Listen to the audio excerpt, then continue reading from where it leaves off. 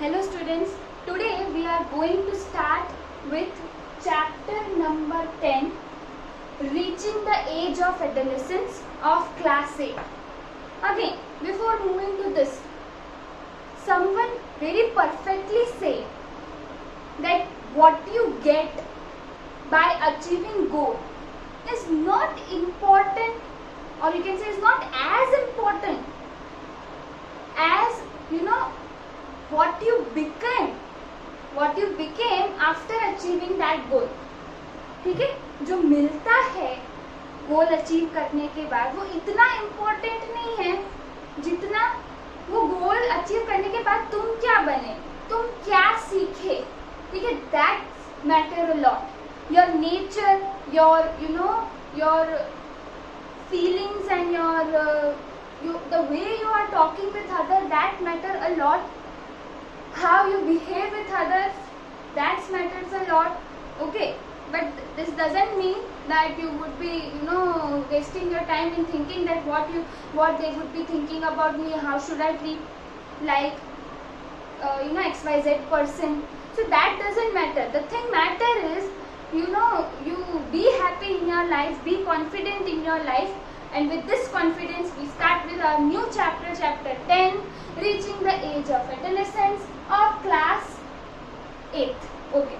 So here, before we would start this chapter, I would like to inform you that again, this is my a basic strategy that before moving to the introduction of the chapter, we must understand what is the exact meaning of the chapter, or what does the title of the chapter is making us or addressing to what topic they want to address in this chapter. So we have to focus on that topic. ठीक है, वो title क्या है वो थोड़ा जानना जरूरी है, और वो क्या हमें बताना चाहता है चैप्टर में वो टाइटल से पता चलेगा. तो टाइटल जब पढ़ते हैं, जब वैसे जैसे बचपन में क्या, if we start with from lower standards and if we start with chapter 1, 2, 3, it were basically related to nutrition. So after reading the chapter named nutrition in plants, we would come to know that yes, in this chapter we are going to study something related to nutrition, nutrients, about vitamins, proteins, carbohydrates. ठीक है, what should we eat to maintain a balanced diet. Okay, how can we maintain balanced diet inside our body. So that whole thing, by reading the topic you get to know. Whether I started with reproduction in the previous class, so in my previous lecture, so that in reproduction what happened, that after reading the term reproduction, we first moved down to what is reproduction, why is it necessary. So similarly in this chapter I am reading Reaching the Age of Adolescence. Reaching the age of, ना पता चल रहा है. Adolescence, what is adolescence? So first we would understand the term adolescence, and then we would be starting with a topic which is important to understand in this chapter. हालांकि the topic is the endocrine system. The endocrine system.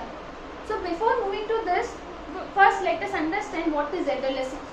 So here you would be able to see a point written, and this point is nothing but is trying to define adolescence. Adolescence, you would be observing that adolescence can also be referred as teenage. So let us start with teenage and then we would be moving down to adolescence. If I am talking about teenage, so देखो, a transitional stage from childhood to adulthood that occurs between ages 13 to 19. ये ऐसी as है, that age lies between years 13 to 19. So see, if you observe, okay, if we start 13, 14, 15, 16, 17, 18, 19. If you observe in all this number, the suffix, do you know what do we mean by suffix? Suppose if I am writing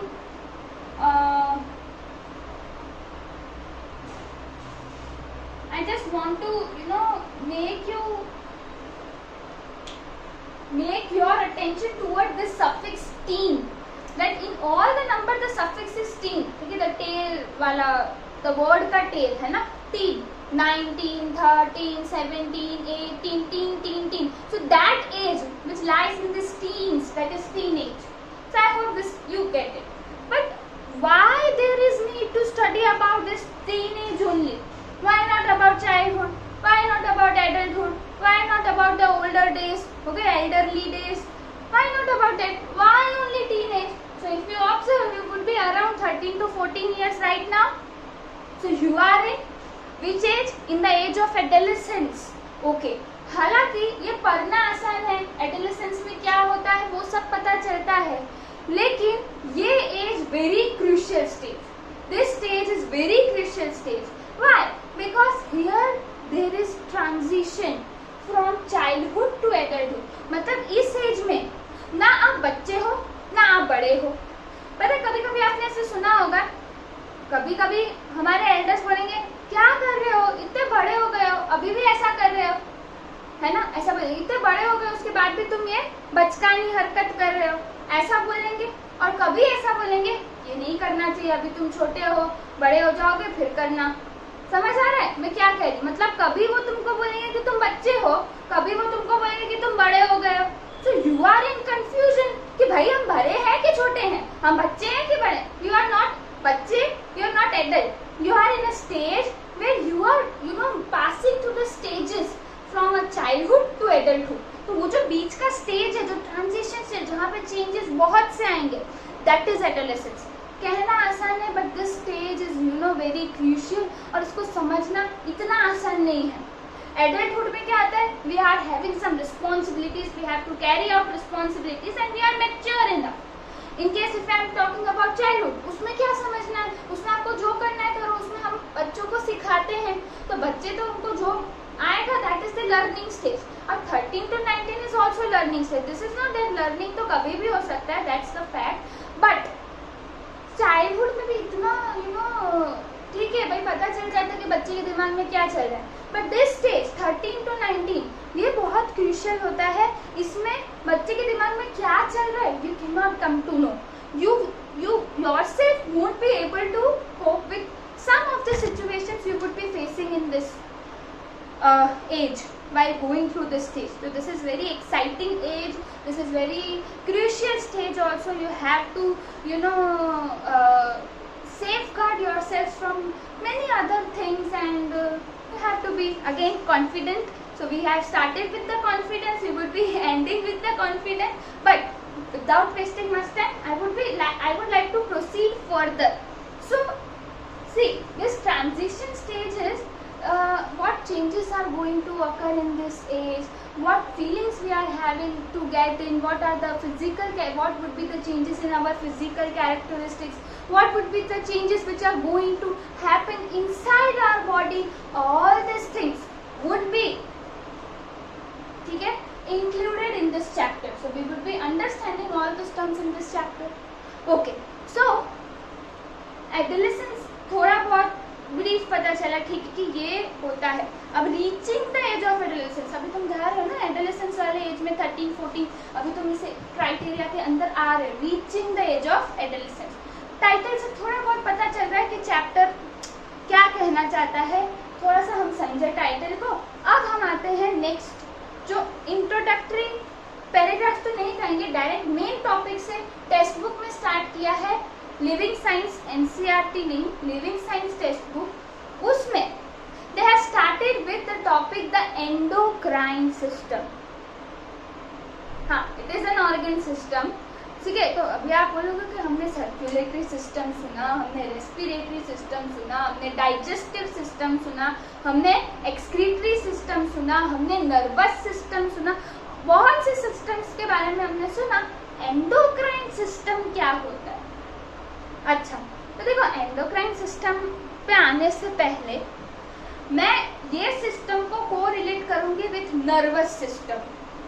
तो जब अगर मैं endocrine system को nervous system से correlate करने की कोशिश करूंगी, so it is very important that you should know about nervous system. तो आप बोलोगे अरे मैम इसमें क्या, it is very easy. from childhood we are studying about nervous system. We know what all things are included in nervous system. The brain, the spinal cord, all these things are included in nervous system. Okay, brain, spinal cord, you have something read about reflex sections, है ना. चलो थोड़ा सा एक example दूंगा, याद आ जाएगा reflex action क्या था. देखो, before I am not starting with endocrine system yet, I am making you aware about nervous system and I'm brushing up the knowledge which you have gained from your childhood till now about nervous system. So nervous system, अब अगर nervous system देखें तो तुम्हें पता है nervous system सुन के सबसे पहले दिमाग में आता है brain. brain के साथ दूसरा important organ है spinal cord. So every organ system involves organ. So in the organ system nervous system, in the organ system nervous system, the major organs are brain and spinal cord. Okay, so क्या होता है brain का काम, एक example से लेके समझते हैं. तो ब्रेन का काम क्या होता है, what is reflex action, what all things are included in this, or we would able to revise with this example. The example is that, ठीक है, by mistake you have touched a hot object. What would be your response to that action? You are doing an action, you are touching a hot object. What would be the immediate response to that reaction? You would be, ठीक है, अभी गरम से ऐसा मान लो ये गरम चीज आपने छुआ, ऐसा करोगे. तो ये क्या था, ये क्या था? This was response to what? To your action. What was that action? You touched the hot object. You removed your hand from that hot object immediately. Who asked you to remove that? Who made you aware that this is harmful for this portion or your hand? Your brain, obviously. Ma'am कैसी बातें कर रहे हो? Brain ही बोलेगा, brain he the control center है of our body. So he और जो भी it would be making us aware that this is harmful for your body. Please remove your hand from that hot object. The brain would try to say, now how would brain, क्या brain आपके हाथ में आएगा और brain हाथ में आके हाथ के cells को बोलेगा कि भाई तू हाथ हटा, skin cells को बोलेगा कि तू यहाँ से हाथ हटा. किसको बोलेगा brain? The brain would be taking help of nerve cells which are also known as neurons. Perfect. तो न्यूरॉन्स जो है, नर्व सेल्स जो है, ब्रेन उसकी मदद लेगा.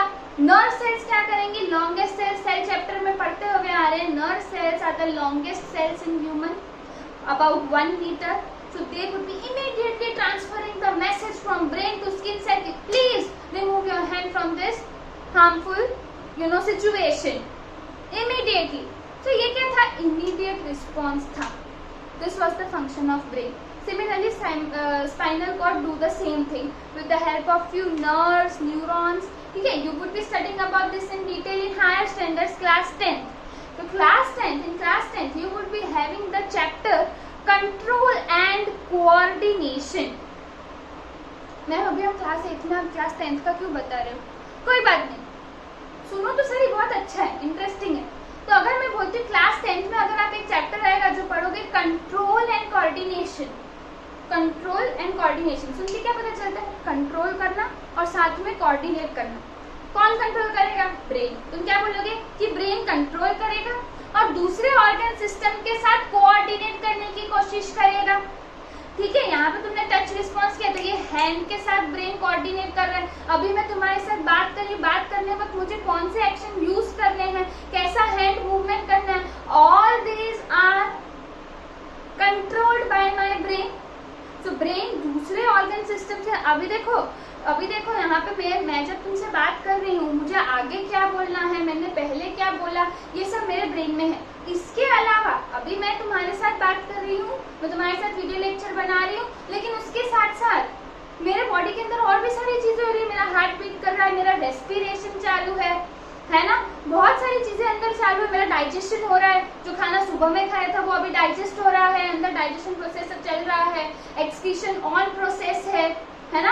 लार्ज इंटेस्टाइन, ठीक है, लार्ज इंटेस्टाइन, स्मॉल इंटेस्टाइन अपना काम कर रहे हैं, हार्ट अपना काम कर रहा है, लंग्स अपना काम कर रहे हैं, तो सबको एक साथ वो कोऑर्डिनेट कर रहा है। ब्रेन ऐसा नहीं बोलेगा एक एक करके काम दो, पहले मैं रेस्पिरेशन करता हूँ, बाद में भाई हम हार्ट बीट करेंगे और बाद में फिर तुम अपना वीडियो लेक्चर बनाना, ऐसा तो नहीं बोल रहा ना। ब्रेन तो सब साइमल्टेनियसली, ठीक है, एक साथ सब काम कर रहा है, तो कोऑर्डिनेट कर रहा है, मतलब वो कंट्रोल कर रहा है और सारे ऑर्गन सिस्टम को कोऑर्डिनेट कर रहा है। कंट्रोल एंड कोऑर्डिनेशन ऐसा चैप्टर है। चलो, कंट्रोल एंड कोऑर्डिनेशन समझ आया ना। अब इसमें ये चैप्टर में मैंने नर्वस सिस्टम के बारे में बताया, कुछ रिफ्लेक्स एक्शन के बारे में बताया, और फिर वो गए एंडोक्राइन सिस्टम में। मैं कहती हूँ कंट्रोल एंड कोऑर्डिनेशन ब्रेन इतना अच्छे से कर रहा है, तो कंट्रोल एंड कोऑर्डिनेशन फंक्शन में मैंने एंडोक्राइन सिस्टम को क्यों डालना है?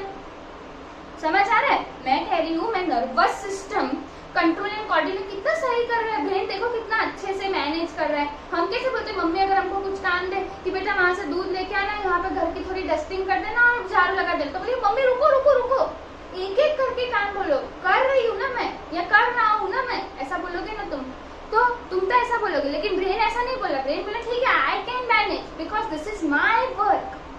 सिमिलरली कि ब्रेन अगर इतना एफिशिएंटली कंट्रोल एंड कोऑर्डिनेट कर रहा है, so why do we require endocrine system for control and coordination? So वो जानना बहुत जरूरी है। मैं एंडोक्राइन सिस्टम पे डायरेक्ट इसलिए नहीं आ रही हूँ क्योंकि मुझे नर्वस सिस्टम के साथ एंडोक्राइन सिस्टम को पहले कोरिलेट करना है, फिर ये एंडोक्राइन सिस्टम समझ आएगा। थोड़ा बहुत कोरिलेशन समझ आ रहा है कि एंडोक्राइन सिस्टम को भी हम कंट्रोल एंड कोऑर्डिनेशन में डालते हैं। नर्वस सिस्टम को क्यों डाला मैंने बताया। अब एंडोक्राइन सिस्टम को मैं क्यों डाल रही हूँ कि ब्रेन तो अच्छे से काम कर रहा है, अब उस पर आ रही हूँ। तो अगर मैं बोल रही हूँ कि एंडोक्राइन सिस्टम को मैं डाल रही हूँ, तो क्यों डाल रही हूँ? रीजन ये है कि if you observe the functions और the actions performed by nervous system और यू कैन से ब्रेन या स्पाइनल कॉर्ड, मतलब नर्वस सिस्टम में जो भी काम हो रहा है it is immediate, fast response. जो भी आपको कुछ भी आपने काम किया, जो भी आपने एक्शन किया, उसका फटाफट से रिस्पॉन्स देने का काम किसका? ब्रेन और स्पाइनल कॉर्ड का। ओके, तो फिर एंडोक्राइन सिस्टम की व्हाट अबाउट स्लो प्रोसेसेस? जो बॉडी के अंदर स्लो प्रोसेस है उनको कंट्रोल एंड कोऑर्डिनेट कौन करेगा? That is endocrine system. Obviously brain is also taking part in slow processes, but majorly endocrine system is also involved. In which kind of processes? Mainly in slow processes. So if you observe the endocrine system, slow processes are controlled by this system. ठीक है कि nervous system में क्या होता है? Nervous system में हम immediate response देते हैं हमारे एक्शंस को, but in case if I talk about endocrine system, ठीक है, so in that the major function of endocrine system is to control the slow processes, ठीक है।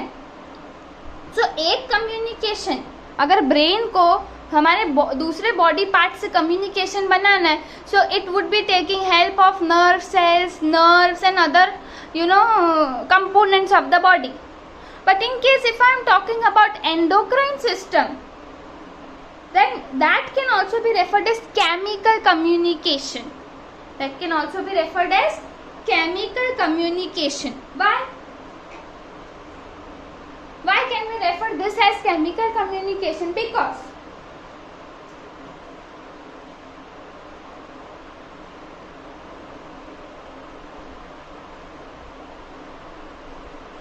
Because brain would be passing the impulses, electric impulses pass करता है nerves की मदद से, जबकि एंडोक्राइन सिस्टम दूसरे बॉडी पार्ट से कैसे बात करता है? With the help of chemicals, with the help of chemicals. Endocrine system chemicals की मदद से दूसरे बॉडी पार्ट से बात करता है, इसलिए मैं इसको बोलूंगी केमिकल कम्युनिकेशन।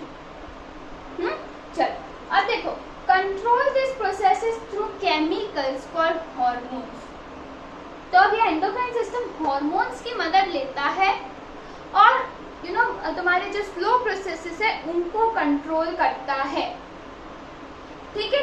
चल, तो एंडोक्राइन सिस्टम और इसमें आएगा क्या, वो उस पे आने से पहले अब थोड़ा सा कुछ बेसिक टर्म्स के बारे में जानते हैं। वो टर्म्स के टाइप्स के बारे में जानते हैं और फिर से एंडोक्राइन पे आते हैं।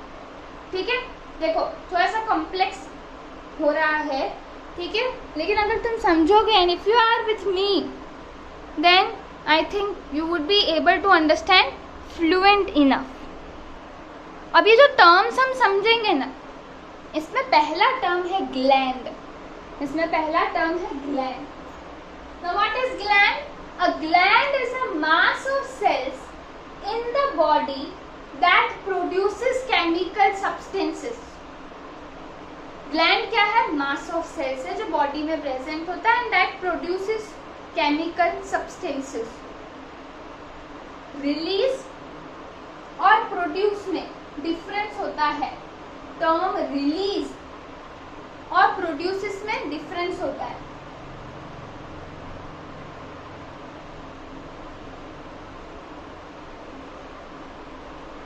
प्रोड्यूस को हम अल्टरनेटिवली सीक्रेट से भी कर सकते हैं। तो ये जो टर्म है ये दोनों अलग है। रिलीज मतलब टू सेट फ्री, रिलीज कर। प्रोड्यूस और सीक्रेट का मतलब क्या कि पहले वो ग्लैंड ने अपने अंदर केमिकल सब्सटेंस बनाया और फिर रिलीज किया। तो साइमल्टेनियस प्रोसेस, बनाना और रिलीज करना, दैट इज सीक्रेट, या कह सकते हो प्रोड्यूस। बट अगर मैं बोलूँ रिलीज तो दैट इज नॉट श्योर कि वो ग्लैंड ने बनाया कि नहीं, बस उसका काम है कि उसने पकड़ के रखा है वो केमिकल को। जब उसको लगता है अच्छा अभी केमिकल की जरूरत है तो वो छोड़ देगा, बोलेगा जा। तो दैट इज रिलीज।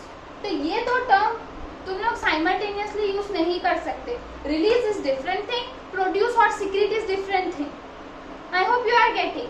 प्रोड्यूस या सीक्रेट में क्या हो रहा है कि ग्लैंड अपने अंदर पहले केमिकल बना रहा है, फिर जब उसको जरूरत लगती है अच्छा अब बॉडी में केमिकल की रिक्वायरमेंट है तो मैं रिलीज करता हूँ। तो रिलीज और प्रोड्यूस जब साथ में हो तो सीक्रेट। और रिलीज में मतलब वो पक्का नहीं है कि ग्लैंड ने बनाया है कि नहीं, वो सिर्फ रिलीज कर रहा है जब रिक्वायरमेंट हो रही है। ये क्लियर हुआ? अब देखो यहाँ पे वो क्या बोल रहा है कि ग्लैंड जो है वो मास ऑफ सेल्स है। इसको तुम correlate with the embryo stage in humans. तो उसमें बोलते हैं कि the zygote divides and divides continuous. Zygote was a single cell, it divides and lead to the formation of ball of cells, है ना। तो दैट बॉल ऑफ सेल्स, इसको वो ऐसा ही ग्लैंड भी बनाते हैं, वो सेल्स ग्लैंड में बदलते हैं। कैसे? तो जो सेल्स कंटिन्यूअसली डिवाइड करके बॉल बनाएंगे, then that ball is referred as gland. और ये ग्लैंड के अंदर, ये मास ऑफ सेल्स के अंदर केमिकल्स बनते हैं और जब रिक्वायरमेंट होती है बॉडी में तब दे अकॉर्डिंगली रिलीज द केमिकल्स। अब ये जो ग्लैंड है ये दो टाइप के होते हैं। एक होता है एक्सोक्राइन ग्लैंड, एक होता है एंडोक्राइन ग्लैंड। ठीक है, मतलब एक होता है डक्टलेस ग्लैंड और एक होता है विथ डक्ट ग्लैंड। ठीक है, ये with duct and this is ductless. मैं क्या बोल रही हूँ, डक्ट क्या होता है? पहले डक्ट समझते हैं और फिर वापस से इसके टाइप्स पे आते हैं। मैंने कहा ना कुछ टर्म समझेंगे, कुछ टाइप समझेंगे, फिर एंडोक्राइन पे आएंगे। तो अब मैं अगर मैं बात करती हूँ डक्ट्स क्या आते हैं, तो ducts are nothing but they are small tubes with the help of which glands are transmitting or transporting their chemical substances from one part to another. Speed हो गया। डेफिनेशन ध्यान से सुनो, तुम सुनोगे तो समझ आएगा।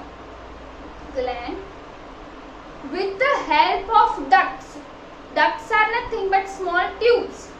These small tubes are helping glands to transport hormones from glands to the parts which are requiring that chemical substance. Glands जो chemical substance बना रहे हैं वो chemical substance की जहाँ जरूरत है तो glands खुद तो नहीं जा सकते वहाँ देने, तो किसकी मदद ले रहे हैं? small tubes की। वो small tubes को मैं क्या बोल रही हूँ? ducts. So with the help of ducts, these glands are transferring hormones from gland to different parts of body. ठीक है, अब एक्सोक्राइन ग्लैंड जो होते हैं ये ऐसे ग्लैंड है जो डक्ट्स की मदद लेते हैं to transfer their chemical substances. अब तुम बोलोगे मैम केमिकल सब्सटेंसेस क्या होते हैं, इसमें क्या आएगा, सिर्फ हार्मोन से आएगा? नहीं, केमिकल सब्सटेंस मतलब हार्मोन ऐसा है, केमिकल सब्सटेंस कुछ भी हो सकता है, कुछ एंजाइम्स हो सकते हैं, कुछ म्यूकस हो सकता है। एंजाइम समझते हो, they are proteins, they are helping in digestion, excretion, अलग अलग जगह एंजाइम्स होते हैं। तो ये एंजाइम्स ग्लैंड्स रिलीज करते हैं, ये भी केमिकल में आएगा। Similarly if I talk about salivary gland, तो सलाइवरी ग्लैंड क्या करता है, सलाइवा सिक्रीट करता है। मैम सलाइवरी ग्लैंड क्या होता है? मैम सलाइवा क्या होता है? Saliva is the liquid content which is present in your mouth, ठीक है? तो लिक्विड कंटेंट है ना saliva, which help in digestion, which help in your food to get in convert into bolus, ठीक है? अब मैम बोलस क्या होता है? कुछ नहीं, तुम जब खाना खाते हो, so it requires some moisture, some wetness to bind and to form a smooth paste. तो you can आसानी से you can pass it through the esophagus to the stomach. So this liquidity, frictionless passage requires saliva and all other, ऐसा कह सकते हैं कि यहाँ पे भी यहाँ से डाइजेशन स्टार्ट हो जाता है। तो ये सब आप क्लास 10th में और अच्छे से पढ़ेंगे। But my concern here is that कि salivary gland is an example of exocrine gland which takes the help of duct and secretes its chemical substance. Salivary gland secretes saliva, जो तुम्हारे liquid content है saliva, वो कौन release कर रहा है? Salivary gland. अच्छा, वो रिलीज कर रहा है तो किसकी मदद से रिलीज कर रहा है? With the help of duct. तो ये तो हो गया एक्सोक्राइन ग्लैंड। हम पढ़ रहे हैं एंडोक्राइन सिस्टम, तो सोचो सिस्टम का नाम है एंडोक्राइन, तो उसमें कैसे तरह के ग्लैंड होंगे? एक्सोक्राइन की एंडोक्राइन। मैम ऑब्वियसली सिस्टम का नाम एंडोक्राइन है, so that would be containing endocrine glands. तो मैम एंडोक्राइन ग्लैंड्स क्या है? Endocrine glands are the glands which secretes only hormones. Chemical substance में मैंने क्या कहा? एंजाइम्स आ सकता है, म्यूकस आ सकता है, हार्मोन्स आ सकते हैं एंड और दूसरी भी चीजें होती हैं। तो अगर एक ग्लैंड हार्मोन रिलीज कर रहा है तो मैं बोलूंगी एंडोक्राइन ग्लैंड। अगर एक ग्लैंड हार्मोन के अलावा कोई और केमिकल सब्सटेंस रिलीज कर रहा है then that gland is referred as exocrine gland. Are you with me? मैंने क्या बोला कि अगर एक ग्लैंड हार्मोन रिलीज कर रहा है तो वो ग्लैंड को मैं क्या कहूंगी? Endocrine gland. अगर एक ग्लैंड हार्मोन के अलावा कोई और केमिकल सब्सटेंस, म्यूकस, एंजाइम कुछ भी रिलीज कर रहा है then that gland is referred as exocrine gland. ये समझ पड़ी? अब देखो कि मैं बोल रही हूँ कि एंडोक्राइन ग्लैंड आर डक्टलेस। मतलब क्या? कि ये ग्लैंड्स जो हार्मोन सिक्रीट करते हैं as a chemical substance, they do not take the help of small tubes, ducts to transport the hormones where they are required. मान लो एक ग्लैंड को मैसेज आया कि भाई तू हार्मोन रिलीज कर, तो वो रिलीज करेगा और बोलेगा कि भाई यहाँ पे पहुंचाना है, तो वो पहुंचाएगा, लेकिन it won't B taking the help of small tube ducts. It would be directly release its hormone or chemical substance into the blood stream. क्योंकि ब्लड तो बॉडी के हर एक पार्ट में है, वो ब्लड स्ट्रीम जो ब्लड वेसल्स है reaches to almost every part of body. So this gland takes the help of blood vessels and releases its chemical substance into the blood. और फिर वो हार्मोन, ठीक है, वो ग्लैंड से जहां पे भी उसकी जरूरत है वहां पे पहुंचेगा। समझ आए? तो endocrine glands are the one which secretes chemical substances, hormones. मतलब अगर मैं बोलूं कि एंडोक्राइन ग्लैंड्स, दिमाग में आना चाहिए कि एंडोक्राइन ग्लैंड्स एक ही केमिकल सब्सटेंस रिलीज करते हैं, वो है हार्मोन्स। हार्मोन्स जो वो रिलीज करते हैं अगर दूसरे बॉडी पार्ट्स पे पहुंचाना है, so they won't be taking the help of ducts और small tubes, they would be directly, they मतलब glands would be directly releasing their chemical substances into the blood. Clear? But in case if I am talking about exocrine gland, so exocrine gland क्या करेगा? They are the glands which are having ducts. They are the glands which are having ducts. Ducts मतलब they are having small tubes. So these glands hormones वो release नहीं करते, लेकिन जो भी दूसरे chemical substance like saliva, enzymes जो वो सीक्रेट करते हैं, these are transported with the help of these ducts. So this is the major difference between exocrine gland and endocrine gland. अच्छा, मैंने क्यों बताया? तुमको अभी टेक्स्ट बुक में ढूंढोगे तो तुम बोलोगे मैम एक्सोक्राइन के बारे में तो कुछ दिया नहीं है, लेकिन सलाइवरी ग्लैंड के बारे में दिया है। अगर तुम इंट्रोडक्शन देखो तो उसमें सलाइवरी ग्लैंड के बारे में दिया है, अबाउट डक्टलेस ग्लैंड्स के बारे में दिया है। तो मैं बताना चाहती हूँ कि एंडोक्राइन को डक्टलेस क्यों कहा गया, क्योंकि वो डक्ट्स की मदद नहीं लेते। दूसरे ग्लैंड्स ऐसे भी हैं जो डक्ट्स की मदद लेते हैं। तो ग्लैंड मतलब ये ही नहीं कि ये ऐसा मास ऑफ सेल्स है दैट सीक्रेट्स हार्मोन्स, नहीं, ये ऐसा मास ऑफ सेल्स है दैट सीक्रेट्स केमिकल सब्सटेंस। अगर तुम एंडोक्राइन की बात करते हो specifically, then you would be saying अच्छा कि ये ऐसा ग्लैंड है, ये ऐसा ग्लैंड है जो हार्मोन सीक्रेट करता है directly into blood without taking the help of duct. अगर मैं ऐसा बोलूं कि salivary gland secret saliva with the help of ducts, that means it is an example of exocrine gland. ऐसे बहुत से other examples are there, but I would be restricting here with this only. ठीक है, I think this much is sufficient enough to understand what is the difference between exocrine and endocrine gland. Okay, now if I am talking about that the glands do not have ducts and release hormones directly into blood, that are known as ductless glands. हमने discuss किया। और ductless glands का दूसरा नाम क्या है? endocrine glands. Means in endocrine system which kind of glands are present? Endocrine glands. That means ductless glands. ductless मतलब जिसके पास duct नहीं है। duct क्या है? small tube है। ये glands hormones रिलीज करते हैं एज अ केमिकल सब्सटेंस, और ये जो दूसरे बॉडी पार्ट्स में ट्रांसपोर्ट कैसे कर रहे हैं? With the help of blood. Blood में डायरेक्टली रिलीज कर देते हैं अपने हार्मोन्स और ब्लड फिर ट्रांसपोर्ट करता है। क्लियर? तो इस तरह से endocrine system take the help of ductless glands, take the help of hormones and transport the information कि अच्छा इसमें डेवलपमेंट होना चाहिए, इसमें अभी ग्रोथ होना चाहिए। अब मैंने ग्रोथ ही क्यों बोला? तो इफ यू ऑब्जर्व कि हार्मोन्स का काम क्या है? एंडोक्राइन सिस्टम मैंने कहा slow processes are controlled by this system, but what are the slow processes? Growth instant होती है। हाँ, कहने के लिए कहते हैं आज तुम छोटी हो कल बड़ी हो जाओगी, ऐसा बोलते हैं ना पेरेंट्स कि आज तुम छोटे हो कल बड़े हो जाओगे, या आज हम हैं कल हम रहें या ना रहें, ऐसे वाले डायलॉग्स, फिल्मी डायलॉग सुने होंगे, है ना।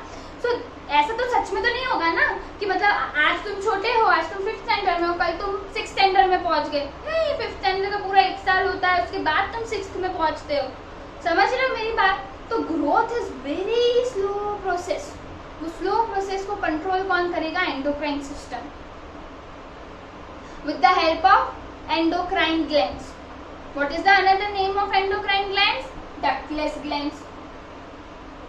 Ductless glands किसकी मदद लेंगे? हार्मोन्स की, टू ट्रांसपोर्ट इंफॉर्मेशन कि अभी तुम्हें ग्रोथ करना है, अभी तुम्हें डेवलपमेंट करना है। ये तो मैंने एक एग्जांपल दिया ग्रोथ और स्लो प्रोसेस। दूसरे क्या आ सकते हैं? हार्मोन्स और कौन से प्रोसेसेस रेगुलेट करते हैं?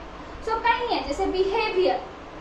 तुम्हारा बिहेवियर, बचपन में हमारा बिहेवियर अलग होता है, जैसे ही हम टीनेज में आते हैं हमारा बिहेवियर अलग होता है, जैसे ही हमारे पास रिस्पॉन्सिबिलिटी आती है तब हमारा बिहेवियर अलग होता है।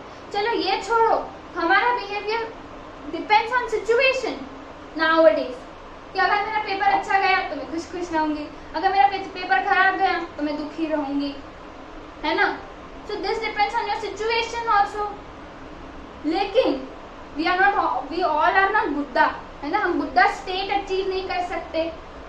बुद्धा जी क्या करते थे? वो बोलते थे कि हर एक सिचुएशन में बी काम, बी नॉर्मल, बट हमारा बिहेवियर तो फ्लक्चुएट करता है विद इन अ सेकेंड्स, है ना। अभी खुश थे, अभी रो रहे हैं, फिर थोड़ी देर के बाद फिर खुश हो गए बिकॉज हाथ में मोबाइल आ गया तो कुछ कॉमेडी वीडियो देख लिया तो हंसी आ गई, भूल गए जो कि पहले था। So this is you know very instant fluctuation in the moon swings। ठीक है, तो ये सब behaviors, ये सब कौन कंट्रोल कर रहा है? Hormones are responsible for this growth and development. Growth तुम्हारी धीरे धीरे हो रही है, कौन ध्यान दे रहा है? Endocrine system with the help of endocrine glands and hormones. दूसरा है रिप्रोडक्शन। याद करो, रिप्रोडक्शन चैप्टर में हम पढ़ के आए हैं कि testis and ovaries are reproductive organs. Testis releases male sex hormone testosterone, है ना. Ovaries female reproductive organ secretes female sex hormone estrogen and progesterone. Testes testosterone, ovary progesterone and estrogen. कब आ रहा था? प्यूबर्टी का पढ़ा था हमने. अब इस चैप्टर में भी हम प्यूबर्टी के बारे में फिर से पढ़ेंगे, क्योंकि तुम्हें याद हो प्यूबर्टी बॉयज के लिए एज रेंज क्या था? 11 to 16 ईयर्स. गर्ल्स के लिए एज रेंज क्या था? 10 to 15 ईयर्स. तो अगर तुम देखो ये एज इस एज के अंदर भी आ रही है, तो ये as for puberty, for the onset of sexual maturity. This is included in adolescence. इसलिए हम एडोलेसेंस में प्यूबर्टी के बारे में भी पढ़ेंगे. तो प्यूबर्टी में कुछ चेंजेस आ रहे थे फिजिकल एंड अंदर बॉडी में भी चेंजेस आ रहे थे. वो किसकी वजह से हो रहे थे? हार्मोन्स की वजह से. सो रिप्रोडक्शन कहीं ना कहीं हार्मोन से भी कंट्रोल करा जाता है. ठीक है. नेक्स्ट क्या कि मेक यू फील हंग्री और फुल. तुम्हारा पेट भरा हुआ है कि तुम्हें भूख लगी है, कौन तुम्हें फील करा रहा है? हार्मोन्स. ठीक है. डिटरमाइन हाउ यू स्लीप और हैंडल स्ट्रेस, है ना, कि कितना सोना है. आज मैं बहुत थक गया हूँ. वैसे तो मैं रोज 10 बजे सोता हूँ, आज मैं 9 बजे ही सो गया क्योंकि मैं थक गया था. किसने बोला? किसने तुम्हें फील कराया? हार्मोन्स ने. क्लियर. तो ये सारे जो स्लो प्रोसेसेस हैं, जो फील करना है, ग्रोथ है, बिहेवियर है, रिप्रोडक्शन है, these all are controlled by endocrine system with the help of endocrine or ductless glands. And these glands transport information कि अभी तुम्हें ग्रोथ करना है, अभी ग्रोथ स्टॉप करनी है. ये सब कौन कंट्रोल करेगा? Endocrine gland with the help of hormones. अब ऐसा हार्मोन्स ऐसा हार्मोन्स नहीं है. हार्मोन्स कई तरह के हैं. ह्यूमन बॉडी में there are more than 30 hormones. अलग अलग different types of hormones are there. कुछ हार्मोन्स हम देखेंगे, बट बिफोर दैट एक पॉइंट जानना जरूरी है कि each hormone is required in very small quantity and has its own specific function. मैंने कहा कि 30 से ज्यादा हार्मोन है. हर एक हार्मोन अपना अपना काम करेगा, हर एक का काम अलग अलग है और बहुत कम क्वांटिटी में रिक्वायर्ड होता है हार्मोन. अगर ज्यादा बॉडी रिलीज करेगी तो भी हार्मफुल इफेक्ट होगा, कम रिलीज करेगी तो भी हार्मफुल इफेक्ट होगा. परफेक्ट क्वांटिटी में हार्मोन रिलीज होना चाहिए, तो ही जिसके लिए हार्मोन रिलीज हुआ वो काम एफिशिएंटली होगा. So this was about hormones, this was about endocrine system, basic introduction, है ना. In next lecture we would be revising few terms and we would be starting with different types of hormones which are released by different types of glands. Okay.